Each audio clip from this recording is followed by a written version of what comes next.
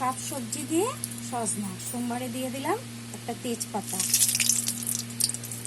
আর দিলাম 5 ফোড়ন। নিয়েছি কোয়াশ, একটা কোয়াশ, একটা আলু, দুটো মিষ্টি কুমড়া, মিষ্টি আলু, আর হলো পটল 2টা না 3টা, আর হলো অল্প কিছু পরিমাণ মিষ্টি কুমড়া, আর দিয়েছি সজনা। এখন সব সবজিগুলি একে একে দেবো, দিয়ে ভাজা দেবো। দেবো কোয়াশ দিয়ে দিলাম পটল। এখন এগুলো সব একসাথে ভেজে নেবো। মিষ্টি কুমড়ো আর মিষ্টি আলু আর সজনাটা পরে দেবো।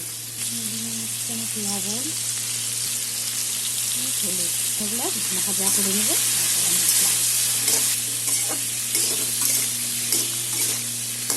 কোয়াশ, পটল, আলু সব ভাজা হয়ে গেছে। এখন এই সবজিগুলো দিয়ে দেবো একসাথে। 10-12টা কাঁচা লঙ্কা। এটা কিন্তু আপনারা সর্ষে পোস্ত দিয়ে বানিয়ে খেতে পারেন, কিন্তু আমি সর্ষে দেবো না। এখন দিয়ে দেবো মশলাগুলো।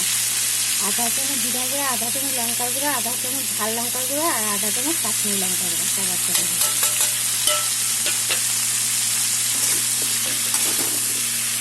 সব একসাথে এখন কষিয়ে নেব।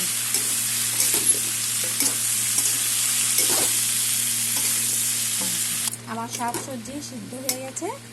এখন আমি গ্রেভির জন্য অল্প চিনি আর আটা দিয়ে দিলাম।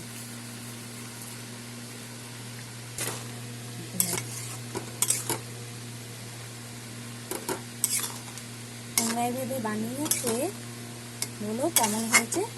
আমার তরকারি হয়ে গেছে পুরো রেডি। দেখো দেখতে কি সুন্দর হয়েছে, কালারটাও খুব সুন্দর হয়েছে। তোমরা এরকম করে বানিয়ে খেও, কিন্তু খেতেও খুব ভালো হয়।